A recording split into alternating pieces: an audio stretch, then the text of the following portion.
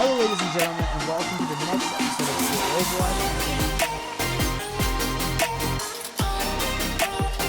The Toronto Defiant will not be denied.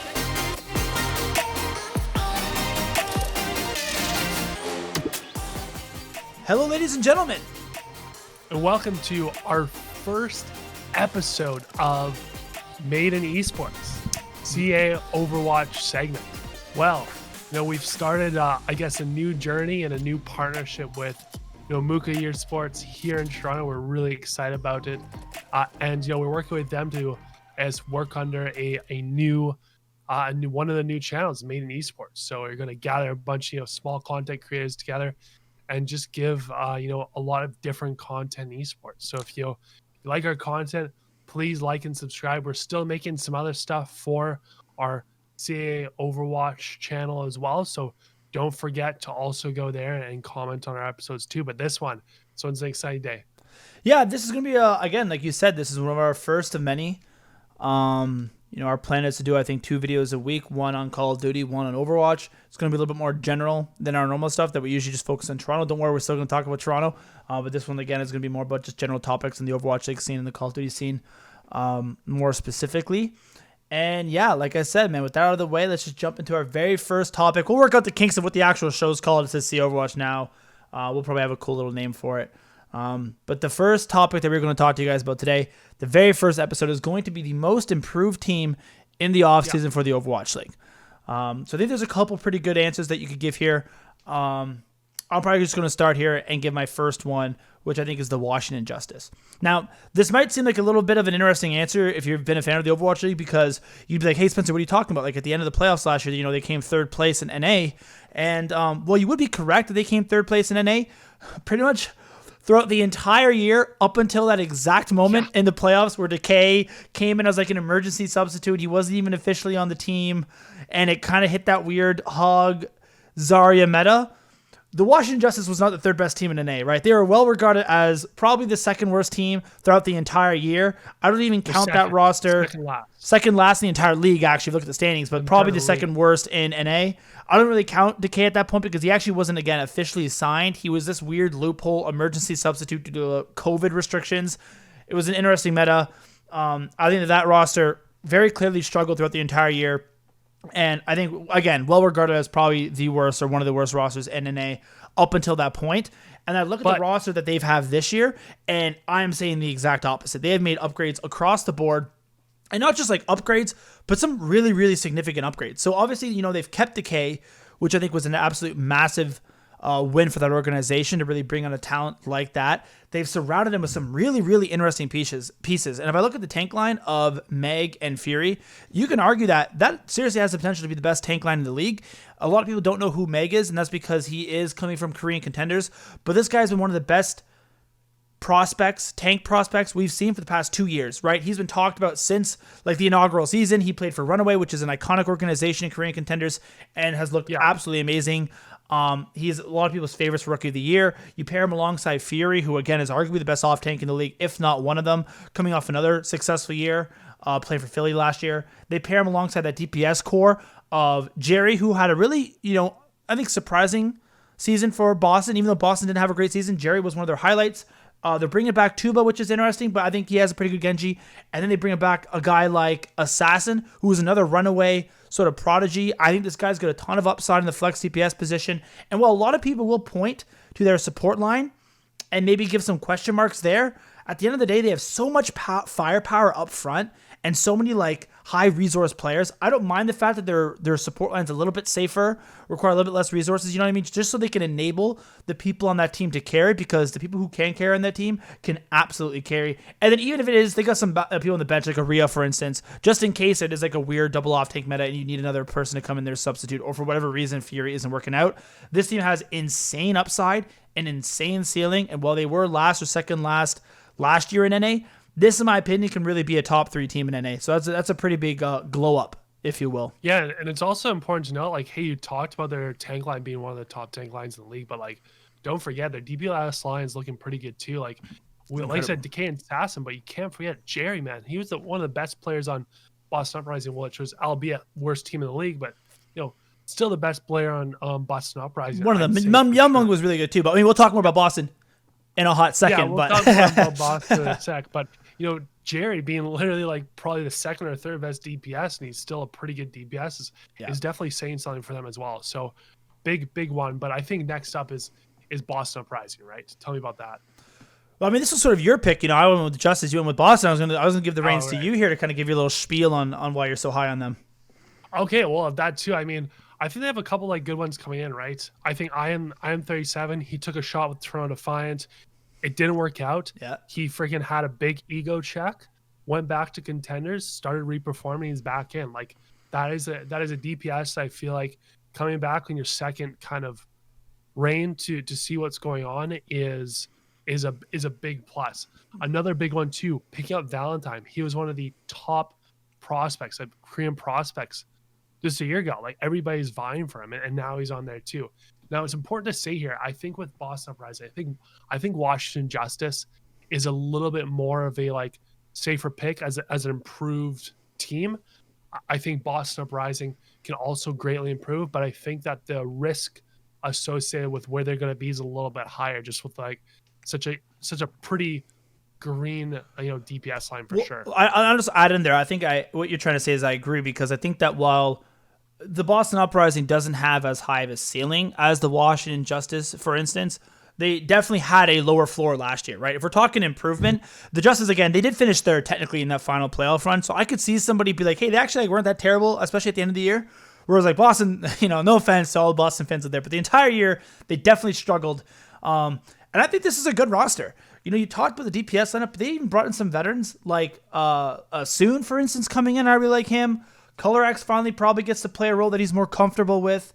I really like their, Myungbong, they're bringing him back, and he was, again, the best player on this team last year. One of the best flex support players coming in a year ago. I think he's just going to look even better on this team now that he has more support around him. I really like the addition of Faith. Faith, again, was sort of on that WGS team that was really successful in Korean contenders alongside Valentine. They are one of the best teams of Korean contenders, and he was arguably the best main support prospect to come out of Korean contenders. So a lot of people actually had him really, really highly. So I think that's actually a pretty elite support line. And also can't forget about, I guess, Standy or Stan One. Stan One, yeah, from Shanghai. Yeah, like year. I don't know about APAC a heck of a lot, but I know that Shanghai was an amazing team that could have easily won the overall championship. So Stan One was like kind of on the bench for Shanghai, right? Like he started a lot throughout the year, and then Fearless sort of took over and really like took over that spot as that number one player. But I know like Stan One had a lot of hype going in. Again, guys, there's a reason we're not talking about the APAC teams. I definitely last year with the whole like time zone thing, I couldn't watch as much APAC nearly as much as NA. Like it just is the way it is, right? As much as I'd love to do this full time, I can't. But Stan One is like a really, really highly touted prospect. I think he could definitely upgrade this position. I also think that like you give a guy like Fusions, you let a fire under his ass, he could potentially improve, right? Fusions is still a good main tank. Maybe he's just a Ryan specialist for this team. Yeah, but again, I don't think he's as well rounded. I think Stan One could very well be your like Monkey Orisa player, and there is a world in which Fusions just has to play the Ryan and like Rush, and I actually think he could excel in that. I think the biggest wild card for this team that really separates them, I think, in terms of their ceiling, is actually if you go to their academy team. And for people who don't know, on their academy team right now, the Uprising Academy, they have a guy called Gabe Lassie.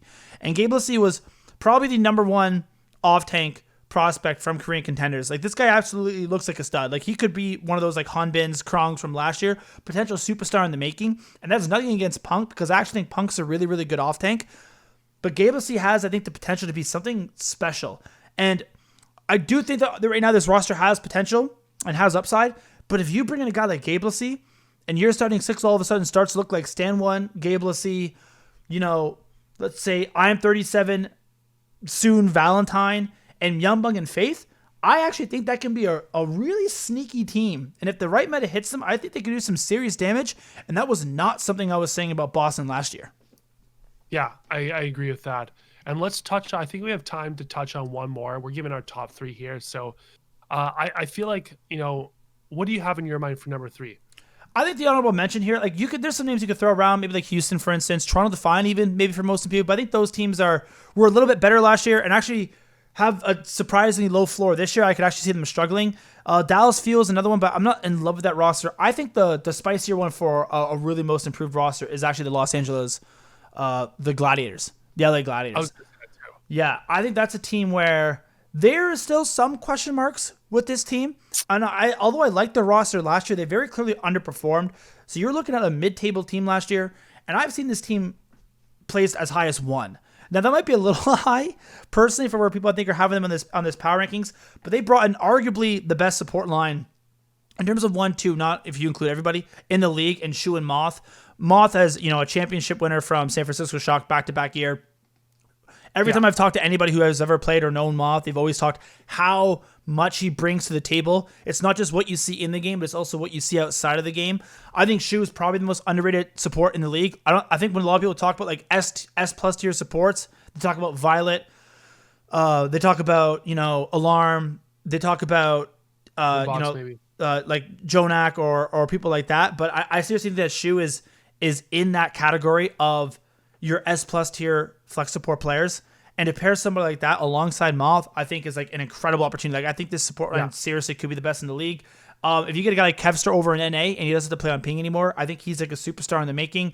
There's still some question marks with that DPS line, but I'm actually a pretty big fan of Mir, and if Birdie can bounce back, and although I haven't really seen a ton of Muse, if he's as good as people say he is, and this is another Korean, tank from Korean Contenders, another highly touted prospect, if you pair a guy like that alongside a guy like Space, I'm a big Space fan, and they kind of figure that out, and that chemistry is there, this seriously could be, I've seen them placed as high as the best team in NA. I think the Shock still hold that, but other than the Shock, this very well could be your second best team in NA, which is a big jump up from where they finished last year, which was 9th, I think?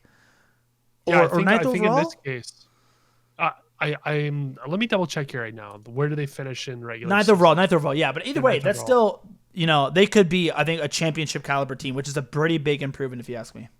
It is, and it's important to. I think yes, the DPS is probably maybe more questionable area. Birdring can be amazing, but he can also he can have cold streaks too, for sure. So I think that's the one biggest hesitation to not bring these guys, up to position 1 or 2 as best improved. And I think this represents a good mid to top table improvement team versus the low to mid or low to high tables we just talked about. Really important to note here. I know we don't want to put a heck of a lot of kind of weight on it, but I know that Crimzo recently retweeted a power ranking from Mickey, and unfortunately shows Toronto Defiant at the 3rd last in NA.